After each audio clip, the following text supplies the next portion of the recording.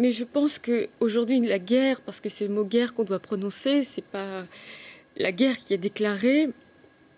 Je ne suis pas convaincue que les mesures ou les dispositifs législatifs qui sont aujourd'hui à notre disposition soient suffisants. Voilà. Je pense que aujourd'hui Internet, je pense que Twitter, c'est des déversoirs de haine où de manière anonyme, les gens peuvent décider de fatwa, de décider qui doit vivre, qui doit mourir, et bien qu'on n'a pas nécessairement pris la mesure. Voilà.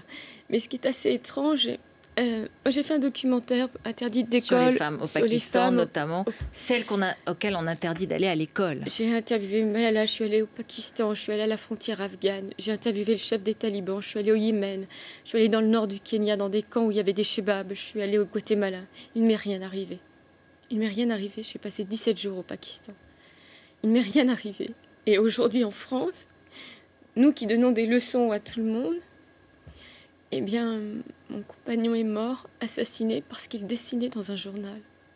Alors, j'aimerais juste aujourd'hui qu'on m'explique ce qui se passe en France. Et je pense que certains ne poursuivront pas l'aventure de Charlie, parce qu'ils sont terrorisés, parce qu'ils ont peur pour leur vie, parce qu'ils savent très bien qu'aujourd'hui en France, quand vous prenez un crayon, eh bien, on peut vous tuer. Voilà, c'est ça aujourd'hui la France. Voilà, c'est pas...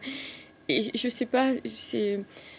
Il faut arrêter d'être langue de bois, il faut arrêter de dire aujourd'hui il y a des policiers, il y a des innocents dans la rue qui sont morts et des gens qui dessinaient, qui ont été assassinés en France. Charlie va continuer, Charlie doit continuer. Charlie doit continuer, mais il y a les pères fondateurs de Charlie, Gabu, Wolinski, qui sont partis. Stéphane, qui était Charles, qui était celui qui tenait la barre, n'est plus là. Et il faut trouver des gens aussi pugnaces que Stéphane était un moine soldat, en fait. C'était quelqu'un qui ne faisait que travailler. Il ne prenait jamais de vacances. Et j'espère, parce que si jamais, je le dis bien, Charlie disparaissait demain, on assassinerait une deuxième fois Stéphane, on assassinerait une deuxième fois Cabu, on assassinerait une deuxième fois Ski, on assassinerait Tignous. Et... Je suis Charlie, disent de très nombreux Français, de très nombreux Européens, des Américains, des gens dans le monde entier aujourd'hui. C'est une forme de victoire qu'on espère. Non, parce qu'il est mort. Bien sûr. Non. Bien sûr.